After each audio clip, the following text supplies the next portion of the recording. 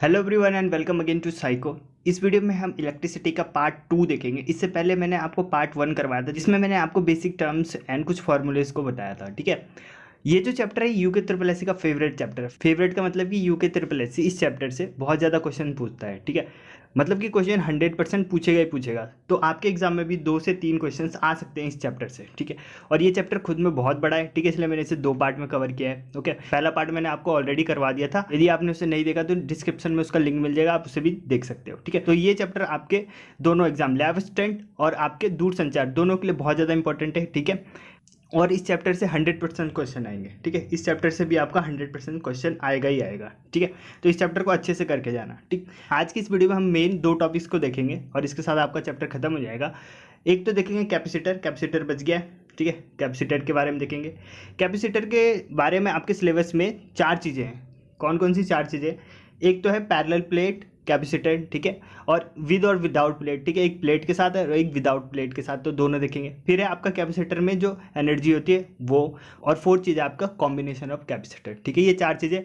फिर उसके बाद हम देखेंगे गॉस की थ्योरम और उसके एप्लीकेशंस। ठीक है, उसके साथ आपका ये जो चैप्टर है वो खत्म हो जाएगा। ठीक, तो चलिए इस वीडियो को शुरू करते हैं। और यदि आपको इस वीडियो से कुछ सीखने को मिले तो इस वीडियो को लाइक करना। ओके, तो चलिए स्टार्ट करते हैं। सबसे पहले देखते हैं आवेश का पृष्ठ घनत्व, सरफेस डेंसिटी। ये पूछा गया यूके ट्रिपल एससी के द्वारा, जो मैं आपको सीरीज करवा रहा हूँ कि यूके ट्रिपल एससी ने अब तक जितने भी फिजिक्स के क्वेश्चन पूछे हैं उसमें भी मैंने आपको ये क्वेश्चन करवाया था। ठीक है, तो ये यूके ट्रिपल एससी द्वारा ये पूछा गया।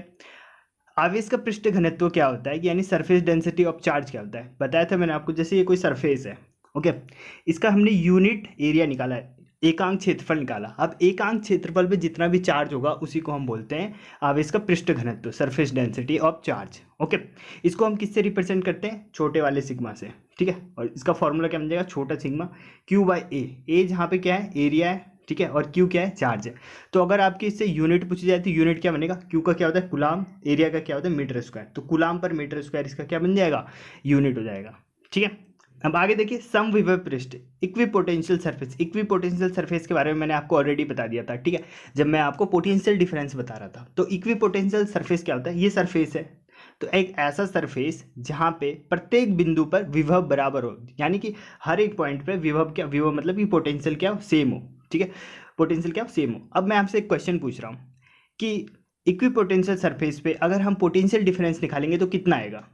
आपने अपना आंसर सोच लिया हो अपने दिमाग में? यदि आपने 0 सोचा है तो आपका आंसर सही है और आपकी तैयारी अच्छे चल रही है। और यदि आप इसे नहीं सोच पा रहे हो तो आप कंपटीशन में नहीं हो।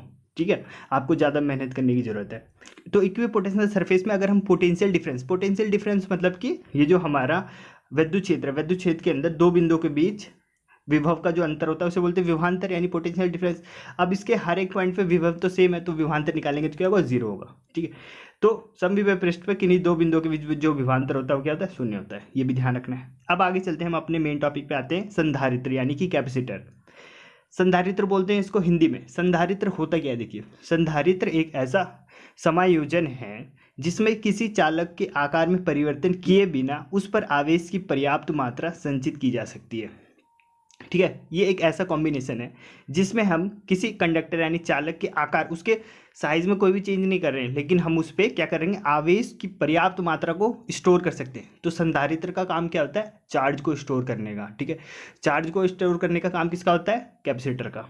ठीक, वास्तव में संधारित्र किसी भी प्रकार के ऐसे 2 चालकों का युग्म है जो एक दूसरे से समीप हैं तथा जिन पर बराबर तथा विपरीत आवेश होता है। यदि किसी संधारित्र की प्लेटों पर आवेश की मात्रा Q तथा प्लेटों के बीच विभवांतर B हो तो संधारित्र का फॉर्मूला क्या बन जाता है? C = Q/V। याद रखना। ठीक है, C = Q/V, यही है आपका कैपेसिटेंस का फॉर्मूला। ठीक है, धारिता का formula C Q/V। Okay, C = Q/V। Okay, और संधारित्र आपको समझ में आ गया, एक ऐसा कॉम्बिनेशन है जो क्या करता है? चार्ज को इलेक्ट्रिक चार्ज को स्टोर करता है। ओके, अब आगे देखते हैं। अब देखिए यहाँ से मेन कहानी शुरू होती है। समांतर प्लेट संधारित्र, समांतर प्लेट संधारित्र या फिर समांतर पट संधारित्र, जिसको हम अंग्रेजी में बोलते हैं capacitance of parallel plate capacitor. ठीक है, कैपेसिटर समांतर प्लेट संधारित्र की धारिता निकालेंगे हम, यानी capacitance of parallel plate capacitor. आपके सिलेबस में दोनों दे रखा है, विद प्लेट और विदाउट प्लेट। तो पहले हम विदाउट प्लेट देखें। प्लेट मतलब कि इसके बीच में हम डी मोटाई की कोई प्लेट डाल देते हैं, तो वो बोलता है विद प्लेट। ठीक है, और एक होता है विदाउट प्लेट, यानी इनके बीच में कुछ भी नहीं डाला हुआ है। ठीक है, वैक्यूम है या फिर एयर है। ठीक है, तो इसको बोलते हैं विदाउट प्लेट। तो दोनों आपके सिलेबस में दोनों कर लेते हैं। सबसे पहले देखते हैं विदाउट प्लेट, ठीक है। सब यदि आपके एग्जाम में सिंपल ये पूछा जाए कि समांतर प्लेट संधारित, तो इसका मतलब कि वो विदाउट प्लेट वाला पूछ रहा है, और जब वो प्लेट का मेंशन करेगा तो उसकी मोटाई वोटाई दे के रखेगा, ठीक है। तो देखिए, माना कि एक्स और वाई धातु की दो समान प्लेटें हैं, एक्स और वाई समान प्लेटें हैं जिनमें प्रत्येक का क्षेत्रफल का 1 मीटर स्क्वायर है तथा इनके बीच की दूरी क्या है, डी है। इनके बीच की दूरी क्या है, डी है। माना प्लेटों के बीच के माध्यम का परावैद्युतांक डाइलेक्ट्रिक कांस्टेंट कितना है, के है। इनके बीच मीडियम का होता है डाइलेक्ट्रिक कांस्टेंट, तो इस मीडियम का कितना हमने माना, के माना, ठीक है, ये वाला के, ठीक। प्लेटों में प्लेट एक्स को प्लस क्यू कूलाम दिया जाता है, इस प्लेट को हमने क्या दिया, प्लस क्यू कूलाम दिया जाता है, ओके। और उसके सामने वाली जो प्लेट है उस पर क्या दिया हमने, माइनस क्यू कूलाम। इस पे कितना है, माइनस क्यू कूलाम। इस पे कितना दिया हमने, प्लस कूलाम, ओके। चूंकि प्लेट वाई पृथ्वी से जुड़ी हुई है, अब इसको हमने क्या कर दिया, ग्राउंड से जोड़ दिया। प्लेट वाई को, एक प्लेट को जोड़ना ही पड़ेगा ग्राउंड से, ठीक है। जोड़ दिया इसको हमने ग्राउंड से वाई को, अतः बाहरी तल पर प्लस क्यू आवेश पृथ्वी से आने वाले आवेश को निरावेशित कर देता है, ठीक है। ग्राउंडिंग का मतलब क्या, जो एक्सेस चार्ज आएगा ना वो ग्राउंड हो जाएगा, मतलब जो अधिक चार्ज आएगा, ज़्यादा आएगा, जितना चाहिए उससे ज़्यादा चार्ज आता है तो वो क्या कर देगा, इसे ग्राउंड कर देगा, ठीक है। एक्सेस चार्ज को ग्राउंड करने के लिए हमने उसकी ग्राउंडिंग कर दी, ठीक है। अब देखिए, यदि प्लेट पर आवेश का पृष्ठ घनत्व यानी कि छोटा वाला सिग्मा क्या होता है, क्यू बाई ए होता है, ठीक है, ओके। और प्लेटों के बीच में विद्युत क्षेत्र, ये विद्युत क्षेत्र का एक और फॉर्मूला है, ठीक है, इसे भी नोट कर लेना। E इजक्वल टू छोटा सिग्मा के बाय एप्सिलॉन नॉट, ठीक है। एक ये भी होता है फॉर्मूला, इसे भी याद कर लेना। तो हमने क्या किया, पृष्ठ घनत्व का फॉर्मूला लिखा और उनके बीच में देखा विद्युत क्षेत्र कितना है, तो इतना है, ओके। अब देखिए क्या करेंगे, अब क्या करते हैं, इक्वेशन जो फर्स्ट है उससे छोटे वाले सिग्मा की वैल्यू सेकंड में डालते हैं, यहाँ पे डालते हैं, तो क्या होगा, जब हम इसकी वैल्यू डालेंगे क्यू बाई ए तो क्या हो जाएगा, ये हो जाएगा E is equal to Q upon A K epsilon naught, ये हो गया, ठीक है। अब देखिए, माना दोनों प्लेटों के बीच विभवांतर V वोल्ट है, उन दोनों प्लेट के बीच में विभवांतर कितना है, V वोल्ट है, और इनके बीच की दूरी d मीटर है जो हमने शुरू में माना था। अतः प्लेटों के बीच वैद्युत विभव यानी पोटेंशियल कितना होगा, तो E इज इक्वल टू क्या होता है, V बाई डी होता है। अब आगे देखिए, हमें V निकालना है तो D को इसके पास भेज दिया तो क्या बन जाएगा, V is equal to E D हो जाएगा, ठीक है। E की वैल्यू ऊपर इक्वेशन नंबर 3 से इसमें डाल देंगे, ठीक है, ये निकला था यहाँ पे डाल दिया, ओके। अब देखिए, अभी फॉर्मूला मैंने आपको बताया था C is equal to Q by V, ठीक है। तो क्यू वाई वी बनाना है मेरे को, ठीक है, तभी तो कैपेसिटेंस निकलेगा। तो क्यू वाई वी बनाने के लिए मैं क्या करूंगा, इस V को यहाँ भेजूंगा और बाकी जितना कुछ है इस इधर भेज दूंगा, ठीक है। तो बाकी सब उधर शिफ्ट करने के बाद क्या हो जाएगा, ये हो जाएगा आपकी इक्वेशन, ठीक है। और क्यू वाई वी क्या होता है हमारा, C होता है, C रख दिया। C is equal to A K epsilon naught upon D, यही होता है हमारा समांतर प्लेट संधारित्र में कैपेसिटेंस का फॉर्मूला, ठीक है। Capacity of parallel plate capacitor का जो फॉर्मूला होता है ये होता है। आपको डायरेक्ट ये याद करना है, अभी जो ऊपर जितनी भी कहानी हुई वो कुछ याद नहीं करना है, आपको डायरेक्ट ये याद करना है, ठीक है। अब यदि माध्यम निर्वात या वायु हो, ठीक है, जैसे मैंने आपको बोला कि दोनों प्लेट के बीच हवा है या फिर वैक्यूम है, तब क्या होगा, हमें पता है कि जो ये के है उसकी वैल्यू क्या होती है, 1 होती है निर्वात या फिर वैक्यूम या फिर एयर के लिए, ठीक है। इसकी जगह ए रख देंगे तो हमारा जो फॉर्मूला आएगा बन के वायु या फिर निर्वात में, एयर या फिर वैक्यूम में, वो ये आएगा, C is equal to A epsilon naught upon D, ये आ गया, ठीक है। तो इन दोनों फार्मूले को आपको याद रखना है। अब देखिए, इस फॉर्मूले से बहुत कुछ बन सकता है, जैसे संधारित्र की धारिता पर प्रभाव डालने वाले कारक, ठीक है, कौन कौन से फैक्टर्स हैं जो इसकी कैपेसिटी पर प्रभाव डालते हैं, इफेक्ट डालते हैं। तो हमने फॉर्मूला क्या पढ़ा, C is equal to A K epsilon naught upon D. तो देखिए, कैपेसिटर पे क्या क्या प्रभाव डाल रहा है, एक तो उसका क्षेत्रफल, दूसरा ये डाइलेक्ट्रिक कांस्टेंट, ठीक है, और एप्सिलॉन नॉट भी डाल रहा है, ठीक है, और साथ में डी भी डाल रहा है, ओके। तो देखिए, पहला है कि C is directly proportional to A, किसी संधारित्र की धारिता प्लेटों के क्षेत्रफल पर निर्भर करती है, और कैसे निर्भर करती है, डायरेक्ट प्रोपोर्शनल होता है, ठीक है। दूसरा, जो उस माध्यम का डाइलेक्ट्रिक कांस्टेंट है उस पर निर्भर करती है, ठीक है, परावैद्युतांक पर निर्भर करती है, जो माध्यम का जैसा माध्यम होगा उस पर डिपेंड करता है, ठीक है। तीसरा चीज़ क्या होगा, C is indirectly proportional to D, जो दो प्लेटों के बीच की दूरी है उसके व्युत्क्रमानुपाती होती है, यानी जितनी ज़्यादा दूरी होगी उतना कम उसका कैपेसिटी होगा, उतना कम उसकी कैपेसिटेंस होगा, ठीक है, धारिता उतनी कम होगी, ओके। तो डी पे भी ऐसे प्रभाव डालता है।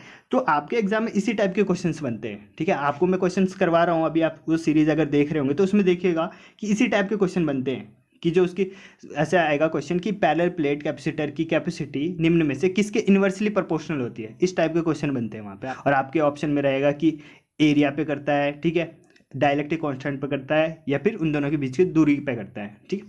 तो इस टाइप के क्वेश्चन आते हैं, इस सब पे आपको ध्यान देना है, ठीक है।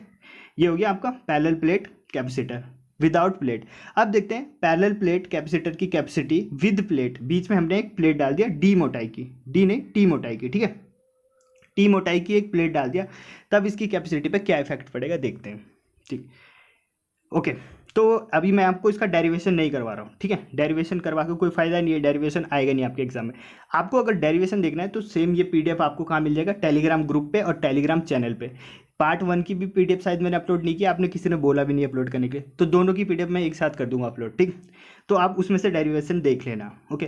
तो इसका जो फॉर्मूला निकलता है, जो विद प्लेट होता है, बीच में जो हम टी मोटाई की एक प्लेट डालते हैं तो क्या निकलेगा देखिए, इसका फॉर्मूला निकलता है ये, यानी C is equal to epsilon naught A upon D minus T. T क्या है यहाँ पे, वो जो प्लेट डाला है हमने उसकी मोटाई, डी क्या है, दोनों प्लेट के बीच की दूरी, ठीक है, और टी और के तो आपको पता है डाइलेक्ट्रिक कांस्टेंट है, ठीक है। अब देखिए इस पर थोड़ा एक्सपेरिमेंट करते हैं। पहला देखिए, यदि प्लेटों के बीच पूरे स्थान पर ही वो परावैद्युतांक भर दिया जाए। अच्छा, ये जो के है ना, ये उस प्लेट का परावैद्युतांक है, जो वो प्लेट डाल रहे हैं ना टी मोटाई की, उसका परावैद्युतांक है। अब यदि अगर मैं इस के की जगह 1 रखूँ, यानी कि उसकी जगह अगर मैं कोई प्लेट ही नहीं डालूँ, जो हमने पहले वाले में किया, 1 का मतलब क्या हुआ कि बीच में एयर है या फिर वैक्यूम है ना। तो अब अगर आप उसके जगह 1 रख के देखो तो वो पहला वाला फॉर्मूला बन जाना चाहिए। देखिए बना के देखते हैं, epsilon naught A D minus T plus T upon के, ठीक है। के की जगह हम क्या रखेंगे, 1 रखेंगे, 1 रखेंगे तो टी बच जाएगा, टी से टी कट जाएगा, तो वही आ गया आपका formula epsilon naught A into D, A upon D. तो इस प्रकार से आप पहले वाले फॉर्मूले को भी प्रूव कर सकते हो। और अगर पूरे स्थान पे अगर हमने वो भर दिया, जो ये है, ये हमारा पैरेलल प्लेट है, हमने इतने पे डाला था, अगर हमने पूरे पे डाल दिया, पूरा ये कवर हो गया, इस पूरे में डाल दिया, तब इसका फॉर्मूला क्या होता है, ये होता है C इज इक्वल टू के epsilon naught A into A upon D, ठीक है। ये होता है आपका फॉर्मूला, ठीक है। अब आगे देखिए, यदि प्लेटों के बीच पूरे स्थान पर निर्वात या फिर वायु रख दिया जाए तो वही पहला वाला फॉर्मूला बन जाएगा। आगे देखिए, यदि प्लेटों के बीच टी मोटाई की धातु, अब देखिए धातु मेटल के लिए मैंने क्या बोला था, के की वैल्यू कितनी होती है, इनफाइनिट होती है, ठीक है, सारी चीज़ें लिंक हो रखी है। तो जब हम उसके जगह रखेंगे टी बाई इनफाइनिट रखेंगे तो ये क्या हो जाएगा आपका, ये हो गया 0, ये पूरा क्या हो जाएगा, 0 हो जाएगा, क्योंकि इसकी कोई वैल्यू नहीं थी, 0 हो गया, तो ये 0 हो जाएगा, तो आपका बचेगा epsilon naught A upon D minus T, ये बचेगा आपका, ठीक है। इजी था। अब आगे चलते हैं, तीसरी चीज आपके सिलेबस में कि energy stored in capacitor, capacitor के अंदर जो एनर्जी स्टोर होती है वो आपको पता होना चाहिए। देखिए, आवेशी संधारित्र की स्थितिज ऊर्जा, कैपेसिटर में कैसी ऊर्जा होती है, स्थितिज ऊर्जा होती है। तो देखिए इसका फॉर्मूला ही आपको डायरेक्ट याद होना चाहिए, ज़्यादा बड़ा फॉर्मूला नहीं है, छोटा सा फॉर्मूला है, U is equal to half C V. ये बहुत इंपॉर्टेंट फॉर्मूला है, बहुत इंपॉर्टेंट, इस पर न्यूमेरिकल बनते हैं, ठीक है। U is equal to half C V, easy formula है, ठीक है, इतना बड़ा फॉर्मूला नहीं है, ठीक है। C क्या है, जहाँ पे कैपेसिटेंस है, और V क्या है हमारा वोल्टेज है, ठीक है, विभव है, U क्या आ जाएगी आपकी पोटेंशियल एनर्जी आ जाएगी, ठीक है। तो इजी फार्मूला है, ठीक है। ये किस चीज़ का फार्मूला है, कैपेसिटर के अंदर जो एनर्जी स्टोर है उसका फार्मूला है, ये भी आपके सिलेबस में, इसलिए इसे भी नोट कर लेना, ओके। अब देखिए आगे चलते हैं, अब आपके सिलेबस में संधारित्रों का समायोजन भी है, यानी कि कॉम्बिनेशन भी है। तो कॉम्बिनेशन में मैं आपको ज़्यादा कुछ नहीं बता रहा हूँ। देखिए हमने 10th क्लास में पढ़ा था प्रतिरोधों यानी कि रेजिस्टेंस का कॉम्बिनेशन, सीरीज और पैरेलल में करते हैं। तो पहले रजिस्टर का देखते हैं, वहीं से कंपैरिजन करेंगे। रजिस्टर में जब हम सीरीज में लगाते थे तो क्या होता था, R1 plus R2 plus R3, ठीक है, यानी डायरेक्ट जोड़ देते थे रजिस्टेंस में, ठीक है। और जब हम उसे पैरेलल में लगाते थे रजिस्टर्स को तो क्या होता था, उसका कुल resistance 1/R is equal to 1/R1 plus 1/R2 plus 1/R3 dash, ये था पैरेलल में, ठीक है। अब जो संधारित्र होता है कैपेसिटर, इसमें उल्टा हो जाता है। सीरीज में तो ये चलेगा, ये वाला 1/C1 प्लस 1/C2, और पैरेलल में चलेगा डायरेक्ट जुड़ जाएंगे वो। तो मैं क्या बोल रहा हूँ कि श्रेणी क्रम में क्या होता है, इसका कुल समायोजन 1/C is equal to 1/C1 plus 1/C2 plus 1/C3 dash, ये होता है आपका सीरीज में, ठीक है, याद रखना है। सीरीज में कैपेसिटर और जो आपका रजिस्टर दोनों में उल्टा होता है, ठीक है, ये हो गया आपका सीरीज में।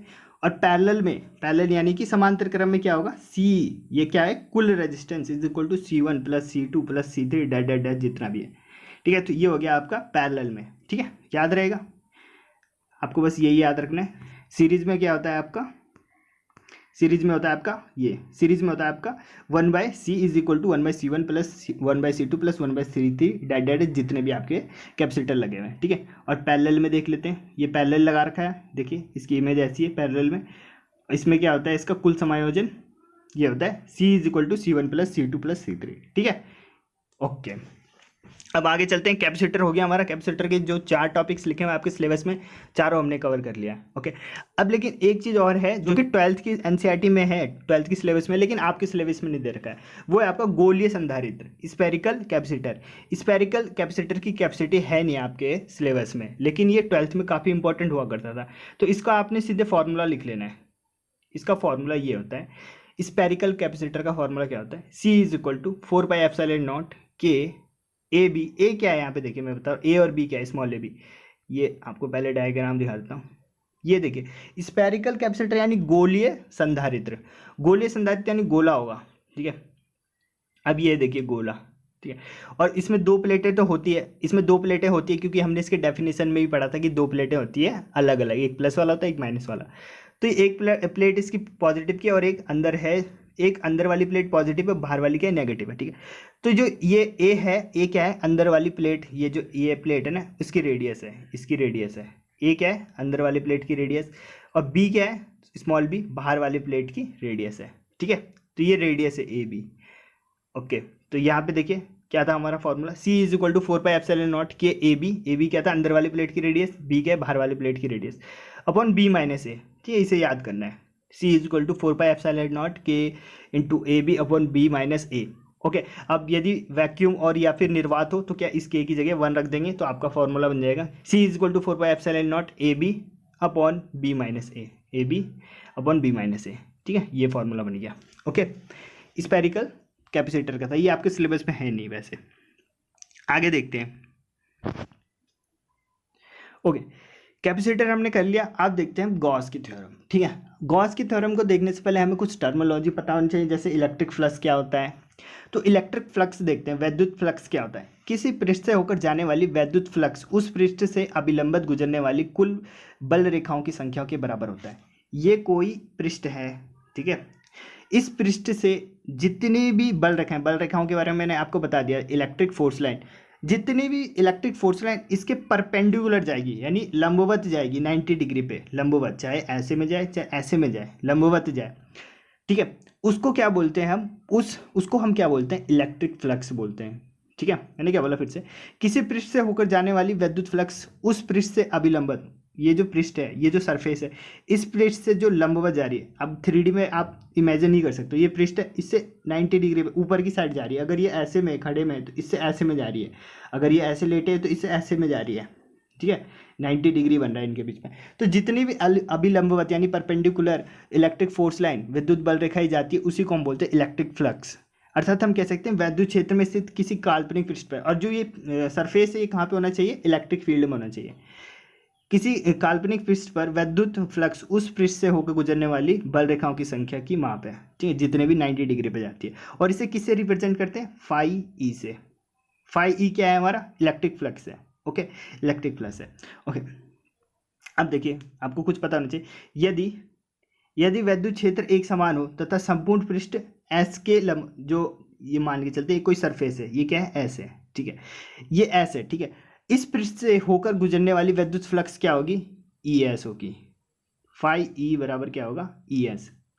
फाई ई बराबर, ठीक ठाक क्यों लिख रहा हूँ, फाई ई बराबर ई एस, जहाँ पे ई क्या है हमारा इलेक्ट्रिक फील्ड है, एस क्या है वो सरफेस। इस सरफेस से होकर गुजरने वाली जितनी भी अभिलंबवत बल रेखाएं उन्हीं को हम बोलते हैं इलेक्ट्रिक फ्लक्स। और इसका फॉर्मूला क्या होता है, phi E is equal to E into S. S क्या है जहाँ पे सरफेस है, और ई क्या है जहाँ पे इलेक्ट्रिक फील्ड है, ठीक है। ये हो गया, ठीक है। इसको हम ऐसे भी लिख सकते हैं, phi E is equal to integration of electric field into D S. D S क्या है हमारा, एस जहाँ पे क्या है हमारा वो सरफेस है। डी क्यों लगाया, क्योंकि छोटा सा सर, देखिए इलेक्ट्रिक फील्ड इतना बड़ा है, उसमें से हमने एक छोटा सा सरफेस उठाया, इसलिए हमने उसके लिए लिखा डी एस, ठीक है। डी मतलब छोटा सरफेस, ओके। अब आते हैं हम अपने गॉस के थ्योरम पे। गॉस के थ्योरम में क्या है, कुछ नहीं है, बस ये इलेक्ट्रिक फ्लक्स के बारे में बता रखा है। गॉस का थ्योरम क्या बोलता है, इसके अनुसार किसी बंद पृष्ठ से होकर जाने वाला कुल अभिलंबवत फ्लक्स यानी फाई ई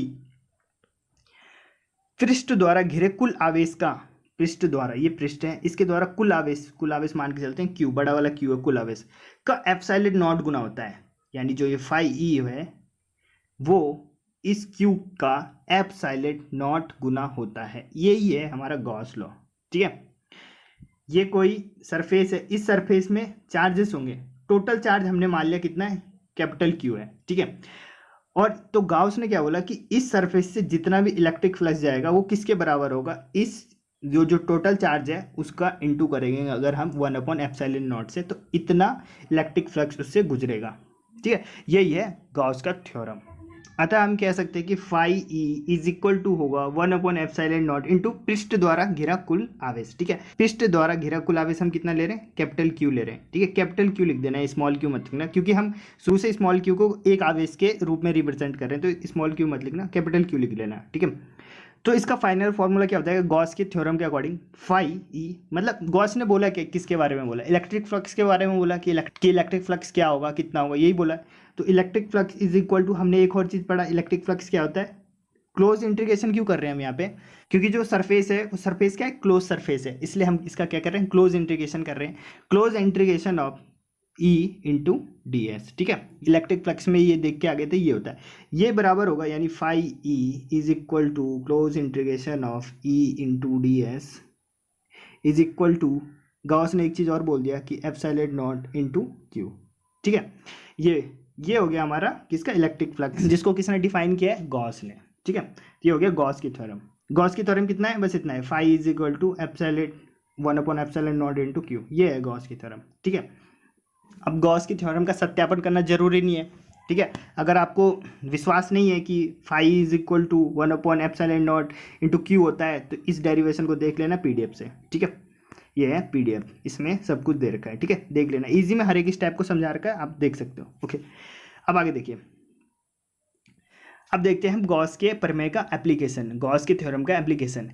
तो इसके टोटल 6 एप्लीकेशन है हमारी एनसीईआरटी में, ठीक है। और उसमें क्या है, जैसे हम क्लास 12th में थे तो यहाँ से एक 6 नंबर का क्वेश्चन आता था, 6 नंबर का आता था ना मैथ्स वाला, हाँ 6 नंबर का क्वेश्चन आता था, जिसमें हमें बोलता था कि सिद्ध कीजिए कि ये एक आवेशित चालक की सतह पर इतना आवेश होता है, इस टाइप का क्वेश्चन आता था, ठीक है। तो आपके एग्जाम में तो ऐसा क्वेश्चन आएगा ही नहीं। हम जब अभी यूके त्रिपल द्वारा प्रीवियस ईयर में पूछे गए क्वेश्चन की सीरीज में देख रहे थे, तो वहाँ पर हमने एक चीज़ देखा कि वो पूछ रखा था उसने, स्फेरिकल कंडक्टर का पूछा हुआ था, जो कि गॉस के थ्योरम का एप्लीकेशन है, और एक और पूछ रखा था उसने शायद कंडक्टर तार वाला पूछा होता शायद, ठीक है। तो उस कैसा क्वेश्चन पूछता है मैं आपको भी बताऊंगा इसमें, ठीक है। तो जो मैं आपको बताऊंगा सिर्फ उतना पढ़ना है, स्मार्ट स्टडी करना है, यहाँ पे हम थोड़ा सा रिस्क लेंगे लेकिन स्मार्ट स्टडी करेंगे, ठीक है। पूरा नहीं करेंगे, डेरिवेशन नहीं करेंगे, ठीक है, उसमें बहुत टाइम लग जाएगा। ये जो 6 एप्लीकेशन अगर मैं इसको बोलूंगा ना, तो इसमें 1 घंटा लग जाएगा, ठीक है। तो मैं आप क्या करूँगा, डायरेक्ट मैं आपको थोड़ा सा बताऊँगा और उसका डायरेक्ट फार्मूला बताऊँगा कि ये होता है इसमें, ठीक है।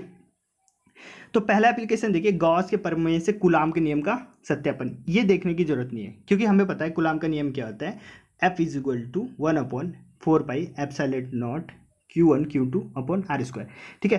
तो हम क्या करेंगे, इस गॉस के नियम से ही हम इसको प्रूफ करेंगे। तो इसको प्रूफ करके क्या कर लेंगे, बस आपको याद होना चाहिए कि हम गॉस के नियम से कूलाम के नियम को प्रूफ कर सकते हैं, ठीक है। इसमें आपको कुछ देखने की जरूरत नहीं है, ये वाला आप स्किप कर सकते हो, ठीक है। देखिए एट द एंड हम क्या लेके आएंगे, वही लेके आएंगे, F is equal to 1/4πε0 Q1 into Q2 upon r², ठीक है, ओके। अब आगे देखते हैं, दूसरा वाला देखते हैं, दूसरा एप्लीकेशन एक समान रूप से आवेशित गोलीय कोश के कारण वैद्युत क्षेत्र, ठीक है। इसी पे क्वेश्चन पूछा था यूके triple S, electric field due to the spherical shell, ठीक है। कोई गोलीय कोश है, उसके कारण वैद्युत क्षेत्र की तीव्रता क्या होगी, इलेक्ट्रिक फील्ड क्या होगी, ठीक है। तो क्वेश्चन क्या पूछा था यूके त्रिपल एस ने, मैं बता देता हूँ। उसने पूछा था कि एक स्फेरिकल सेल है, उसके ऊपर क्यू आवेश समान रूप से वितरित है, तो उसके अंदर इसके भीतर विद्युत क्षेत्र कितना होगा, इलेक्ट्रिक फील्ड कितना होगा, तो कितना होगा, अभी आपको आंसर दे दूंगा, ठीक है। देखिए आवेशित गोलीय कोश के कारण विद्युत क्षेत्र, electric field due to shell, ठीक है। अब देखिए इसमें 3 कंडीशन हो सकती है, 3 कंडीशन। ये स्फेरिकल सेल है, एक तो हम इसकी सतह पे निकाल सकते हैं, एक इसके अंदर निकाल सकते हैं, और एक जैसे हमने बोला कि इसके केंद्र से r दूरी पर एक बिंदु P है, उस पे निकालना। तो 3 कंडीशन होती है जहाँ पे हम इलेक्ट्रिक फील्ड निकाल सकते हैं। तो तीनों का मैं बता देता हूँ। सबसे पहले देखते हैं हम पृष्ठ से, मतलब कि केंद्र से r दूरी पे, ठीक है, पृष्ठ पे नहीं, पृष्ठ से अलग है वो, पृष्ठ से, जैसे गोलीय कोश है, इसके पृष्ठ पे नहीं, पृष्ठ से बाहर, ठीक है, पृष्ठ से बाहर किसी बिंदु पे निकालने की कोशिश करते हैं। इस पे कितना होगा इलेक्ट्रिक फील्ड, तो हमने दूरी कितनी ली थी, r। जब इस पे हम निकालेंगे, डायरेक्ट आपको फॉर्मूला पता होना चाहिए, ठीक है, डायरेक्ट फॉर्मूला, ठीक है। ये सब देखना है तो आपको देख लेना पीडीएफ में, मैं आपको बता रहा हूँ डायरेक्ट। जब हम, ये स्फेरिकल सेल था, ठीक है, इसके केंद्र से r दूरी पे एक बिंदु P है, अगर इस पे हम इलेक्ट्रिक फील्ड निकालेंगे तो कितना आएगा, इतना आएगा, ई इजक्वल टू 1/4πε0 Q/r²। ये फॉर्मूला तो देखा देखा सा है, ये तो इलेक्ट्रिक फील्ड का ही फॉर्मूला है, तो सेम फॉर्मूला है, ठीक है। अब आपको बस एक चीज़ ध्यान रखना है कि जो ये इसकी रेडियस r है और यहाँ से यहाँ तक की दूरी हमने स्मॉल r ली थी, यानी जो ये r है ना, इस फॉर्मूले में जो r है ये क्या है, इस स्फेरिकल सेल के केंद्र से उस बिंदु तक की दूरी जहाँ पे हम इलेक्ट्रिक फील्ड निकाल रहे हैं, ठीक है। तो इसका ध्यान रखना है आपने, ठीक है। क्वेश्चन में यहीं पे घुमाएगा आपको, वो दूरी दे देगा और आप लगा दोगे उसका रेडियस, ठीक है। मतलब वो देख रखेगा कि एक बिंदु है जो इसके केंद्र से बोल देगा x मीटर पे है, x सेंटीमीटर पे है, ठीक है, और उसकी रेडियस दे देगा y, ठीक है। तो आप कहीं ये y ना रख दो, ठीक है। ये जो वो दूरी है, ये जो r है वो क्या है, इसके केंद्र से जो बिंदु P है उसके बीच की दूरी है, ठीक है, r, उसको मैंने स्मॉल r से लिया, और कैपिटल R क्या है, इसकी रेडियस है, ठीक है। तो पहला कंडीशन कि इसके सरफेस से बाहर वहाँ पे इलेक्ट्रिक फील्ड कितना होगा किसी बिंदु पे, तो ये होगा, इतना होगा, ठीक है। अब दूसरी कंडीशन, उसके सरफेस पे, ये क्या है स्फेरिकल सेल, इसके सरफेस पे हम कहीं पे भी सरफेस पे अगर इलेक्ट्रिक फील्ड निकालेंगे तो कितना होगा, इस r की जगह क्या आ जाएगा, रेडियस, क्योंकि दूरी क्या हो जाएगी, अब ये वाली दूरी हो जाएगी, दूरी तो यही होगी ना, इसके केंद्र से यहाँ तक की दूरी क्या होगी, r होगी, कैपिटल R, ठीक है, कैपिटल आ जाएगा, कैपिटल R आ जाएगा, ठीक है। तो ये बन जाएगा आपका फॉर्मूला, सेम वही है, बस R की जगह कैपिटल R आ गया, और R क्या है यहाँ पे, इसकी रेडियस है, इसकी रेडियस है, ठीक है। तो इस बात का ध्यान रखना कि ये जो R हम यूज़ कर रहे हैं वो है क्या, रेडियस है या फिर उस बिंदु की दूरी है, ठीक है, बस इतना ध्यान रखना, बाकी फॉर्मूला सेम है दोनों का। अब तीसरी कंडीशन क्या है कि जब हम उस सेल के अंदर, जो क्वेश्चन पूछा था युगेंद्र प्लसी ने कि इस स्पेरिकल सेल के अंदर कितना होगा इलेक्ट्रिक फील्ड, तो इसके अंदर देखिए आवेश कहाँ पे दे रखा हमने, इसकी सतह पर, इसकी सतह पर है, तो अंदर कोई आवेश है ही नहीं। अब इसके अंदर कोई आवेश है ही नहीं, और हमें पता है इलेक्ट्रिक फील्ड किसके कारण जनरेट होता है, इलेक्ट्रिक चार्ज के कारण। इसके अंदर तो कोई चार्ज है ही नहीं, तो वहाँ पे क्या होगा, इलेक्ट्रिक फील्ड जीरो होगा, इलेक्ट्रिक फील्ड भी जीरो होगा और विद्युत विभव यानी कि इलेक्ट्रिक पोटेंशियल भी जीरो होगा, दोनों जीरो होंगे, तो इसलिए जीरो होगा। यही क्वेश्चन पूछा गया था युगेंद्र प्लसी द्वारा, ओके। ये हो गया दूसरा एप्लीकेशन। अब आगे चलते हैं, तीसरा एप्लीकेशन देखिए, अनंत लंबाई के आवेशित तार के निकट विद्युत क्षेत्र, अनंत लंबाई, इनफाइनाइट लेंथ है किसी तार की, किसी कंडक्टर की, उसके निकट, उसके पास में इलेक्ट्रिक फील्ड कैसे होगा। ये कोई तार है, ठीक है, इसके आसपास यहाँ पे यहाँ पे यहाँ पे कहीं पे इलेक्ट्रिक फील्ड कैसा होगा, इसका फॉर्मूला क्या होता है। तो डायरेक्ट फॉर्मूला आपको पता होना चाहिए, डेरिवेशन तो बहुत लंबे लंबे।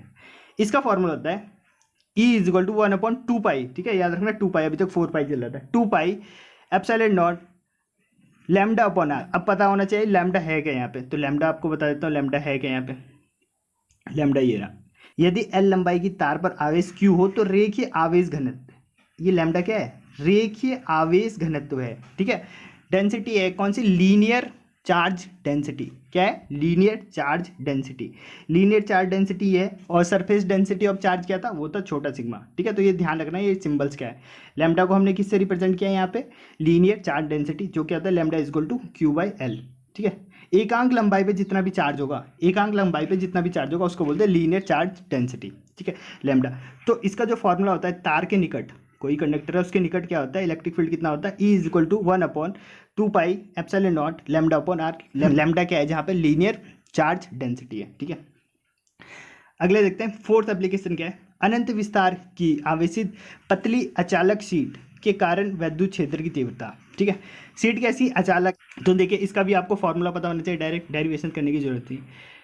आपने क्या करना है, जहाँ पे आपका नोट है ना वहाँ पे क्या करना है, ऐसे डालना पॉइंट 1, जैसे गॉस का थ्योरम डाला वहाँ पे डालना एप्लीकेशन 1, और यहाँ नाम लिख देना उसका, ठीक है, स्पेरिकल सेल द्वारा, और उसका फॉर्मूला लिख देना। फिर दूसरा अनंत लंबाई के तार द्वारा, यहाँ पे फॉर्मूला लिख देना, ठीक है। और एग्जाम से 1-2 दिन पहले आप उसे रिवाइज कर लेना अच्छे से, ठीक है। आपको एग्जाम निकालना है यार, PhD थोड़ी ना करनी है, ठीक है।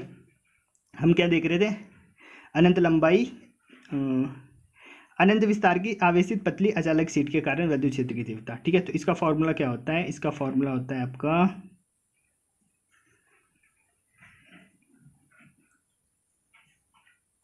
तो इसका फॉर्मूला होता है आपका ये, ठीक है, कितना लंबा डेरिवेशन था, E इजक्वल टू छोटा सिग्मा, छोटा सिग्मा क्या है यहाँ पे, सरफेस चार्ज डेंसिटी, ठीक है, अपॉन 2 एप्सिलॉन नॉट, ठीक है। E is equal to, E क्या है, electric field is equal to छोटा सिग्मा, ठीक है, electric charge density 2 × epsilon naught, ये होता है हमारा अचालक सीट है उसके ऊपर, ठीक है, उसके पास में इलेक्ट्रिक फील्ड की तीव्रता, ठीक है। ये तो हो गया चौथा। अब देखते हैं पांचवा, फिफ्थ एप्लीकेशन देखिए, अनंत विस्तार की आवेशित चालक पट्टिका के कारण विद्युत क्षेत्र। अभी हमने देखा अचालक, अब देखते हैं चालक, कंडक्टर सीट है कोई, उसके कारण वैद्युत क्षेत्र, ठीक है। इसके कारण वैद्युत क्षेत्र का फॉर्मूला आपको पता होना चाहिए डायरेक्ट। इसके कारण वैद्युत क्षेत्र का फॉर्मूला क्या होता है, E इज इक्वल टू छोटा वाला सिग्मा अपॉन एप्सिलॉन नॉट। सबसे छोटा फॉर्मूला इसका यही है, ठीक है। और जहाँ पे छोटा वाला सिग्मा क्या है हमारा, चार्ज डेंसिटी, कौन सा, सरफेस चार्ज डेंसिटी, ठीक है। ओके, तो ये हो गया। और छठा है जो हमारा लास्ट एप्लीकेशन, वो है एक समान रूप से आवेशित अचालक गोले, गोला कैसा है, अचालक है, ठीक है, नॉन कंडक्टर गोला है, ठीक है, के कारण वैद्युत क्षेत्र। इसके कारण वैद्युत क्षेत्र क्या होगा, और इसमें भी 3 फॉर्मूले होंगे, ठीक है, क्योंकि ये गोला है तो इस पे एक तो हम बाहर निकाल सकते हैं, एक इसकी सरफेस में निकाल सकते हैं और एक इसके अंदर निकाल सकते हैं, ठीक है। तो जब पहला पॉइंट देखिए, जब बिंदु पी गोले के बाहर हो, जब बाहर वाला हो, यहाँ पे हो, तब क्या होगा, इसके कारण देखिए, इसके कारण वैद्युत क्षेत्र कितना होगा, इसके कारण वैद्युत क्षेत्र इतना होगा, ठीक है। E is equal to rho upon epsilon naught R cube upon 3r square, ठीक है, 3r स्क्वायर। अब देखिए यहाँ पे रो आया, अब रो क्या है यहाँ पे, देखिए रो देखते हैं यहाँ पे क्या है, रो देखिए, रो क्या है यहाँ पे, आयतन आवेश घनत्व, आयतन आवेश घनत्व यानी voluminous charge density. Voluminous charge density को हम किससे रिप्रेजेंट कर रहे हैं, रो से, ठीक है। तो देखिए कितने सारे आ गया, एक तो हमने लैम्डा पढ़ा, ठीक है, ये क्या था हमारा लीनियर चार्ज डेंसिटी, एक हमने छोटा वाला सिग्मा पढ़ा, ये क्या था हमारा सरफेस चार्ज डेंसिटी, और एक अब ये आ गया रो, ये क्या हमारा वॉल्यूमिनस चार्ज डेंसिटी यानी आयतन आवेश घनत्व, ठीक है। तो ये सारे पता होने चाहिए आपको क्या क्या है। तो जब हम गोले के बाहर निकाल रहे हैं तो कितना आ रहा है हमारा, गोले के बाहर आ रहा है E is equal to rho upon epsilon naught R cube upon 3r square, ठीक है, ये आ गया हमारा, ठीक है। फॉर्मूला याद होना चाहिए। गोले के ऊपर निकालेंगे यानी उसके सरफेस पे निकालेंगे, तो इस r की जगह, इस वाले r की जगह क्या आ जाएगा, बड़ा वाला r आ जाएगा, और उसका स्क्वायर करेंगे, इससे ऊपर वाला कट जाएगा एक, देखिए ये आया ना। अब देखिए जब हम गोले की सरफेस पे रखेंगे तो दूरी क्या हो जाएगी, कैपिटल R हो जाएगी, कैपिटल R हो जाएगी, इस r स्क्वायर की जगह हम कैपिटल R स्क्वायर रखेंगे, एक 2r स्क्वायर से 2r स्क्वायर कट जाएगा, ऊपर क्या बचेगा, सिर्फ एक r बचेगा, ठीक है। तो ये ईजी है, ठीक है, ऐसे याद कर सकते हो आप। तो E is equal to rho upon epsilon naught r upon 3, ये आ गया आपका गोले की सरफेस पे। अब थर्ड देखिए, थर्ड है गोले के अंदर, गोले के अंदर। अब आपके दिमाग में आ रहा होगा गोले के अंदर तो 0 हो जाएगा, पर आप गलत हो, क्योंकि यहाँ पे आपने ये नहीं देखा, हमने जो स्फेरिकल सेल लिया वो है क्या, गोला कौन सा है, यहाँ पे गोला अचालक गोला है, यानी नॉन कंडक्टिव गोला है, नॉन कंडक्टिव गोला है। नॉन कंडक्टिव गोले को जब हम आवेश देंगे तो देखिए यहाँ लिखा हुआ है, जब हम नॉन कंडक्टिव गोले को क्यों आवेश देंगे तो क्या होगा, आवेशित गोले को दिया गया कुल आवेश उसके संपूर्ण आयतन में समान रूप से वितरित हो जाएगा, जो इसका आयतन है यानी इसके वॉल्यूम में संपूर्ण रूप से वितरित हो जाएगा। तो इसमें क्या हो रहा है, नॉन कंडक्टिव में जो हम क्यू आवेश दे रहे हैं उसके पूरे वॉल्यूम में फैल जा रहा है, यानी इसके अंदर भी आ जा रहा है, इसके अंदर भी आ जा रहा है आवेश। अब इसके अंदर भी आवेश आ गया तो वहाँ पे इलेक्ट्रिक फील्ड तो हो गई, ठीक है। तो ये ध्यान रखना है कि ये क्या है, नॉन कंडक्टिव स्फीयर था, ठीक है, नॉन कंडक्टिव। और कंडक्टिव में क्या होता है, अंदर 0 होता है, इसका ध्यान रखना है, ठीक है। तो नॉन कंडक्टिव में अंदर निकालेंगे तो क्या आएगा आपका, E is equal to rho upon epsilon naught R upon 3, ठीक है, R अपॉन 3, ठीक। देखिए नोट क्या लिखा हुआ है, नोट आपने, किसी एक समान रूप से आवेशित अचालक गोले के कारण आंतरिक पर वैद्युत क्षेत्र की तीव्रता संभव है। क्यों संभव है, क्योंकि जब हम उसको आवेश दे रहे हैं तो समान रूप से उसके आयतन में वितरित हो जा रहा है, ठीक है। जबकि चालक गोले के लिए इसका मान 0 होता है, ठीक है। मैंने नोट के लिए लिख दिया यहाँ पे अच्छे से, ताकि आपको पता चल जाए कि हाँ ठीक है, ताकि आपको कन्फ्यूजन ना हो, ठीक है। अचालक गोला पूछा जाए, नॉन कंडक्टिव पूछा जाए तो उसके अंदर होगा, क्यों होगा, क्योंकि वो उसके पूरे वॉल्यूम में फैल जाता है। चालक गोले को जब हम चार्ज देते हैं तो वो उसके सरफेस पे ही रह जाता है, अंदर नहीं जाता, इसलिए अंदर चार्ज नहीं होता, इसलिए 0 होता है। तो यहाँ पे लिख दिया मैंने, किसी एक समान रूप से आवेशित चालक गोले के कारण आंतरिक पर वैद्युत क्षेत्र की तीव्रता संभव है, जबकि चालक गोले के लिए इसका मान 0 होता है, क्योंकि अचालक गोले को दिया गया आवेश संपूर्ण पृष्ठ में समान रूप से वितरित हो जाता है, जबकि चालक गोले में केवल बाह्य पृष्ठ पर समान रूप से वितरित होता है, ठीक है। तो ये थे हमारे गॉस के 6 एप्लीकेशंस, और यहीं से आपके क्वेश्चन आएंगे, और इसके साथ आपका ये चैप्टर खत्म होता है, ठीक है। शॉर्टकट में थोड़ा सा शॉर्टकट लिया है हमने, ठीक है, एप्लीकेशंस में, लेकिन शॉर्टकट नहीं बोलेंगे, इसे स्मार्ट अप्रोच बोलेंगे। अगर मैं आपको डेरिवेशन करवाने लग जाता तो बहुत टाइम हो जाता, ठीक है, और आपके अंदर भी इतना पोटेंशियल नहीं है कि आप सारे डेरिवेशन देख पाते, ठीक है। तो इसके साथ आपके चैप्टर खत्म हो गया। अब एक न्यूमेरिकल करवा देता हूँ मैं आपको, क्या पता ऐसा कुछ न्यूमेरिकल आपके एग्जाम में आ जाए। क्या है, कॉम्बिनेशन ऑफ कैपेसिटर, ठीक, बता देता हूँ एक करके, और एक आपके लिए दूंगा घर के लिए, जिसे आपने सॉल्व करके बताना है, ठीक है। तो देखिए इस क्वेश्चन को कैसे सॉल्व करेंगे। यदि आपने रेजिस्टेंस वाला कर रखा है तो ये आपके लिए हलवा है बिल्कुल, बस आपको फॉर्मूले का ध्यान रखना है, इसमें उल्टा चलता है। यहाँ पे क्या है, सीरीज में यानी 1/1 + 1/2 ऐसे जुड़ेगा, ठीक है। और ये क्या है, 1/c की वैल्यू, ठीक है। इसको जोड़ेंगे तो कितना आएगा, 3/2। और ये लेकिन 1/c की है, हमें चाहिए c, इसको पलट दो तो c = आएगा 2/3। इस पूरे की जगह क्या आ जाएगा, 2/3। ओके, तो मैं इन दोनों को हटा के एक बना देता हूँ। ये आपका नया डायग्राम बनेगा, ये 2/3 और नीचे क्या है हमारा 2, 1 माइक्रोफैराड, 2 माइक्रोफैराड का ये लगाओ और एक इधर लगाओ 2 का, ठीक है। अब ये दोनों कैसे हैं, पैरेलल में क्या डायरेक्ट जुड़ते हैं, डायरेक्ट जोड़ दो, 2/3 + 2 तो 3 दूनी 6 और 2 8, 8/3, 8/3 आ गया इस पूरे की जगह। तो नया डायग्राम बना देता हूँ फिर से। एक तो यहाँ पे बचा 8/3 और एक ये बचा 2 वाला, 2 माइक्रोफैराड। ये दोनों क्या है, सीरीज में कैसे जोड़ते हैं, उल्टे जोड़ते हैं। तो 1/8/3 + 1/2, ये 3 ऊपर चल जाएगा, कितना आएगा, तो देखिए 3/8 + 1/2। एलसीएम लेता हूँ 8, 3 का 3 रहेगा और 4, 7/8, ठीक है, 7/8। ये आ गया आपका 1/c जो फाइनल वाला। अब हमें c चाहिए, इसको पलट दो तो c क्या हो जाएगा आपका 8/7, 8/7 जो कि आपका आंसर है, ठीक है।